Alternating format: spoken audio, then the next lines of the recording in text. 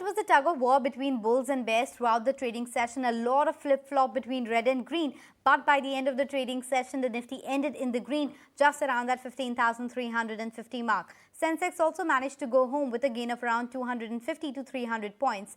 The pain rally today was in the broader market, and that is where the capitulation was clearly visible.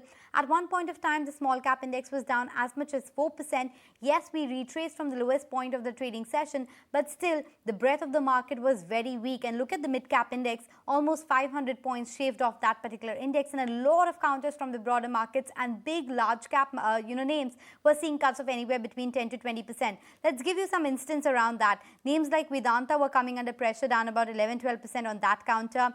We had some of these names like MRPL, Chennai Petro, Oil India, which were down anywhere between 10 to 20% in tandem with the slip that we have seen in the crude prices. Some of the fertilizer names, the likes of FACT, GNFC, etc., had slipped around 10 to 12%. And look at Bandhan Bank on account of that flood happening in the state of Assam, which forms an important part of their portfolio. That stock has slipped 12%. And also defense names, the likes of Bharat Dynamics as well as Hindustan Aeronautics, have slipped around 11 to 12%. It was metal names clearly that were coming under pressure. So TATA Steel, Hindalco, Coal India are your top losers. On the flip side, FMCG was holding one end of the markets. So names like HUL, Asian Paints as well as Nestle were holding up in the frontline index. From the broader markets, names like Pidilite, Godrej Consumer as well as Dabur were holding up in the green, up around 3 to 5%. So I have to say it was a fairly diverse kind of day. While the mid-cap index was underperforming, it was the broad cap that ended in the green.